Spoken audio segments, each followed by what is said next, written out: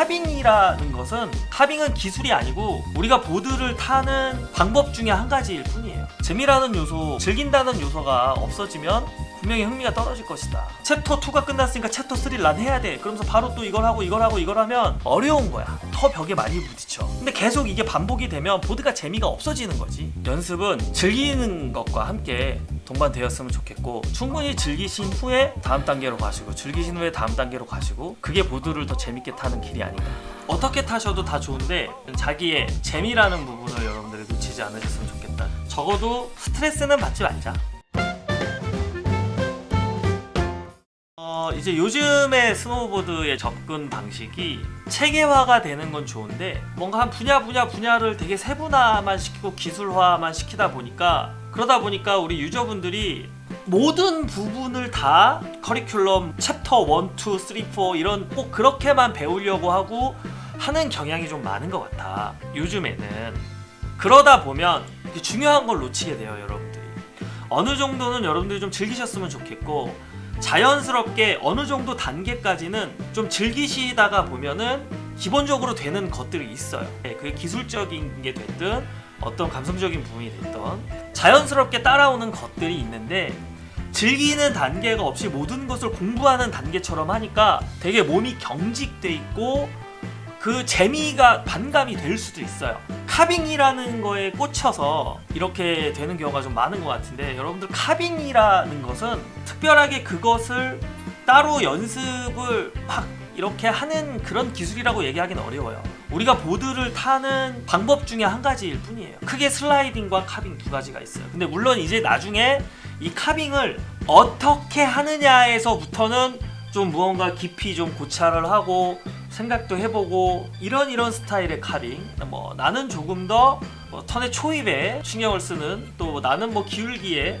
뭐 이런 식으로 이제 세분화를 시키는 거는 이제 어드밴스로 가는 길이에요. 그건 이제 할 줄 아는 사람들이 하는 거고, 할 줄 모르는 사람이 그거를 배워가는 과정을 꼭 이런 식으로 접근을 해야 되느냐, 좀 그런 거에서 저는 좀 개인적으로 안타까움이 있고, 좀 여러분들이 적어도 내가 사이드 슬립을 할 줄 알게 됐어, 이제 슬로프를 내려갈 수 있게 됐으니까, 그러면 그 다음에는 한동안은 그렇게 사이드 슬립으로 하루 이틀 정도는 좀 즐길 수도 있는 거잖아. 그러다 내가 이제 턴이 됐어, 뭐 비기너 턴이 됐든 너비스 턴이 됐든, 그러면 또 한동안은 좀 그렇게 탔으면 좋겠고, 또 그렇게 타다 보면 나도 모르게 어느 순간 기울기를 쓴다거나 프레스를 쓰는 거를 굳이 배워서 어느 순간에 다운을 해서 프레스를 줘야 되고 어느 순간에 업을 해야 되고, 그런 거 신경을 안 써도 정확하게 그런 포인트를 맞춰서 하진 않겠지만, 어떤 상황에 따라서 내가 나도 모르게 막 해, 그런 포지션을 일부러 의도한 건 아닌데, 그러면 너비스 턴을 배울 때 되게 쉽다는 거야.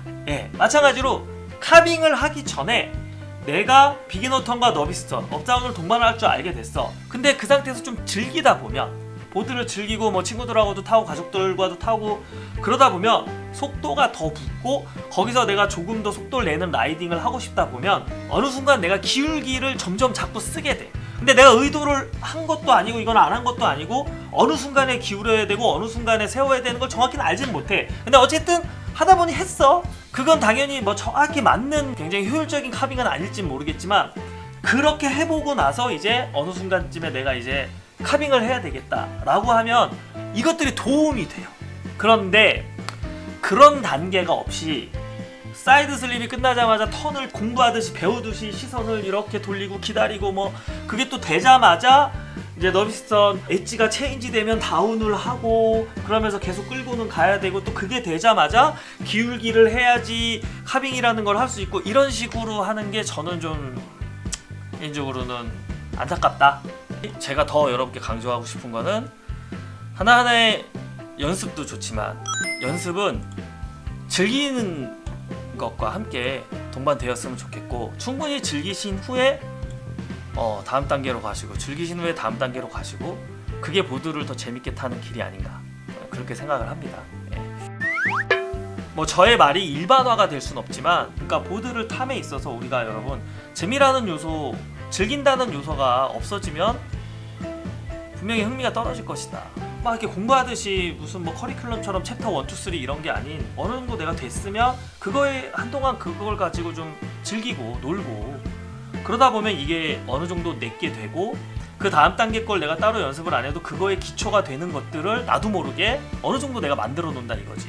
그러고 나면 그 다음 걸 연습을 할 때 도움이 많이 돼. 근데 챕터 2가 끝났으니까 챕터 3를 난 해야 돼. 그러면서 바로 또 이걸 하고 이걸 하고 이걸 하면 어려운 거야. 아직 이거에 대한 게 내게 완전히 안 됐으니까 그 다음 단계를 하려면 더 벽에 많이 부딪혀. 근데 계속 이게 반복이 되면 보드가 재미가 없어지는 거지. 그래서 제가 여러분들께 늘 그 공부하듯이 타는 그런 거 별로 나는 별로다. 이 스노우보드라는 건 원래 탄생 자체가 생존에 의해서 생겨난 자연적인 스포츠도 아니고 놀이로 생겨난 레포츠이기 때문에 처음부터 그런 방식을 나는 별로 선호하지 않는다, 좋아하지 않는다 이런 말씀을 늘 많이 드리죠. 근데 이게 지금 많이 드러나고 있죠. 그런 식의 기조가 우리나라 보드씬에 한 5, 6년 전에 왔어요. 그래서 지금 5, 6년이 지난 시점에 그게 재미없어서 보드를 그만두신 분이 너무 많고 다시 그런 어떤 공부하는 스타일의 방법에서 벗어나서 다시 즐기는 방법으로 타시는 분들이 그렇게 뭐 한 5, 6년 타시다가 와 이거 스트레스만 받고 너무 노잼인데 그러면서 다시 다양한 스타일로 즐기면서 타시는 분들이 좀 요즘에 생겨나고 있죠. 즐기면서 타야 하는데 카빙을 만들어가는 과정에서 스트레스를 받으니 타기도 싫고 그랬어요. 그러니까 그거에서 너무 막 세분화시키고 기술화시킨다니까. 그렇게 안 하면 잘못하는 것처럼 마치 왜 내 돈 들이고 내 시간 들여서 취미로 한 거를 스트레스 받으면서 타야 돼. 논문 쓰는 것도 아니고. 어떻게 타셔도 다 좋은데 하여튼 자기의 재미라는 부분을 여러분들이 놓치지 않으셨으면 좋겠다. 적어도 스트레스는 받지 말자.